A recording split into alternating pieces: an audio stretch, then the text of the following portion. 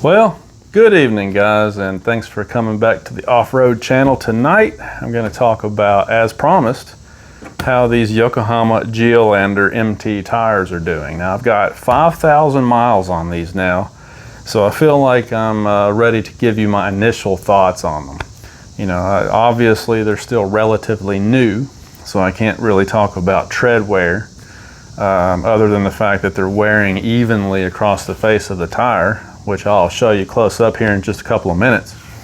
But I can't really talk about the rate of wear at this point, obviously.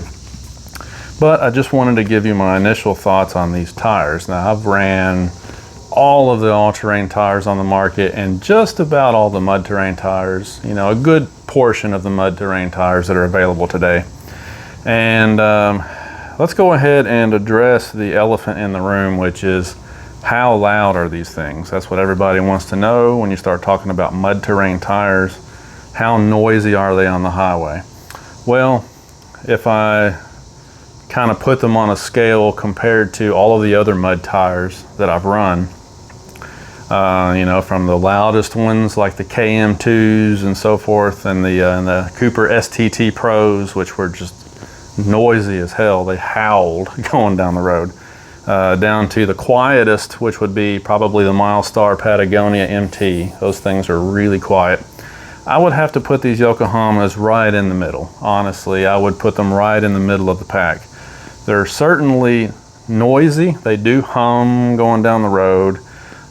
You can definitely tell you've got a mud terrain tire on the truck.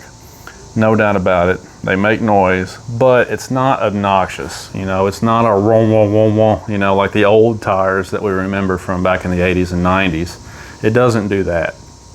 And you can still have a conversation inside the truck, no problem. You know, so they're not obnoxious.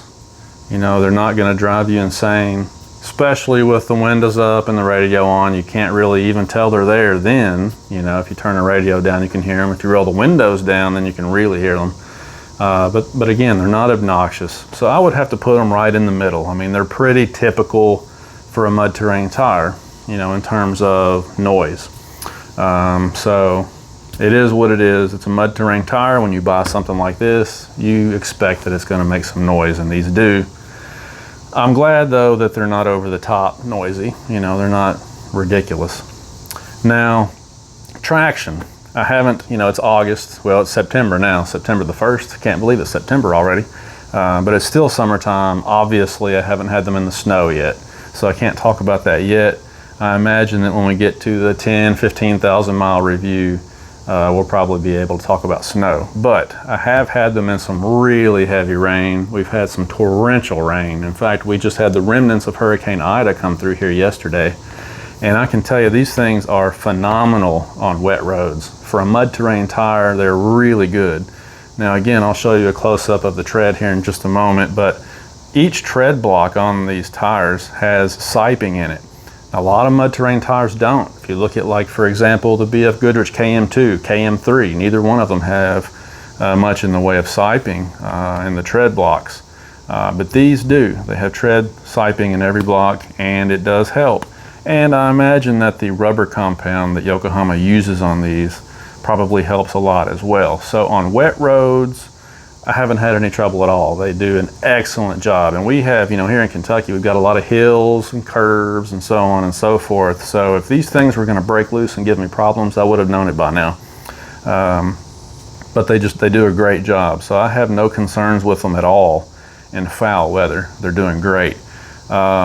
Fuel economy doesn't seem to be overly affected. Now, anytime you go with a larger tire, you're going to lose some fuel economy. I don't care what anybody on the forums say. There's guys on there that say, yeah, I put 37s on my Jeep and I didn't lose any. Yeah, you did. You might not be very good at math, but you lost some. You can't get away from the laws of physics, guys. If you put big, heavy tires on your Jeep, it's more leverage, first of all. It's more weight, second of all. And it's more rolling resistance, third. You're gonna lose some fuel economy. So that's a given. But compared to all-terrain tires or other mud terrain tires, I mean, they're really good. You know, you don't lose any more fuel economy with these than you would another tire, if that makes any sense. So I've actually been able to knock down 23 miles per gallon average with these mud tires on the Jeep, which is really good. It's better than I was getting out of the Ram.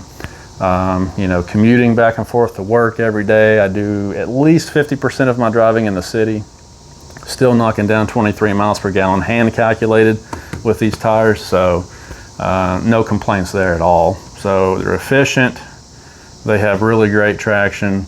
You know, I don't know what else to really say about them at this point. I've had them off-road just a little bit and they seem to do great. The other thing I will mention though, the one negative, is they do pick up stones. And in fact, I'm looking at some stones that are, you know, right here in the tire right now.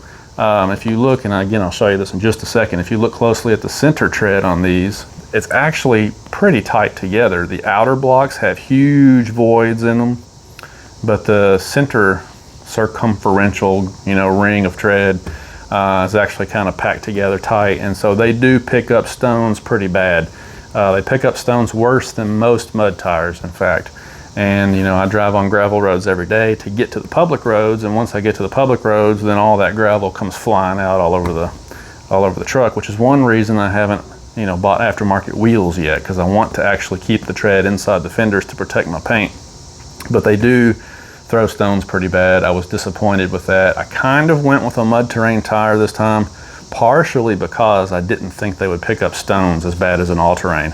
But I was wrong. They do pick up a lot of stones, so FYI on that. So let me grab the camera and I'll show you, you know, close up what the tread looks like so far at 5,000 miles. Starting to get a little bit dark out here, but I think you can still see well enough. So first of all, you can see how each tread block has siping in it, which again helps tremendously with foul weather. I anticipate that these are probably going to do really well on the snow, but this winter we will find out for certain.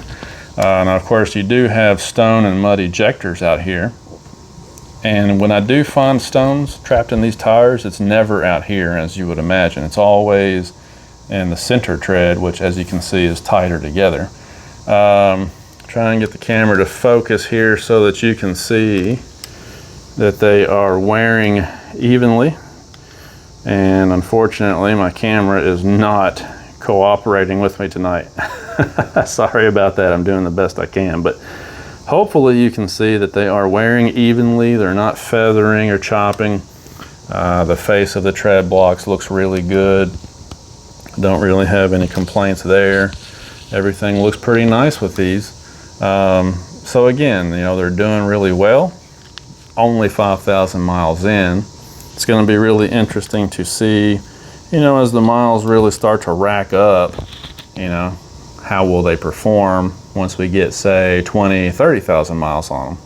So while we're looking at the tread blocks here, something else I can talk about is the fact that the gravel, you know, again, I drive gravel every day, and it's not chewing up the tread blocks. I mean, you don't see any places on the tread blocks anywhere, you know, where rubber has chunked out or the gravel. I mean, there's another stone right there. But there's nowhere where the tread gets chunked out or ripped or torn, you know, so it seems to be pretty rugged and pretty heavy duty. I just noticed that you've got a wear indicator right there. But yeah, I mean, I like them so far. It's a great tire. They balanced out really well. They roll smooth down the road, even though they hum, even though they do make some noise, they roll really smooth. No vibration in the Jeep at all. Part of that is because I put them on factory wheels, which of course is the, you know, the best you're ever going to get as far as not having any vibration. That's part of it, but these are high quality tires made in Japan, and they do a great job of balancing these, so no issues with that either. So yeah, I mean, if you've got any questions about them at this early juncture, go ahead and post them below. But yeah, that's basically the drill here. Is early on, I really like them. Don't have any complaints with them at all, other than the fact they throw stones. So Yokohama has a really good tire on their hands here. I would highly recommend it at this point. Yeah, so again, I'm going to kind of wait until I get more miles on them to really start talking about tread wear and stuff like that. But I just wanted to kind of update you on how they're doing. You know, every so often I'll continue to do this, because tires are a big deal. I mean, it's one of the very first things that guys do to their Jeeps when they get them, and everybody seems to be looking for some good, honest, real world reviews on them. And so hopefully this is helpful to you. But anyway, thanks for watching as always, guys. And like I said, if you do have any early questions about these tires, just post them below and let me know. I appreciate it. You guys have a good evening.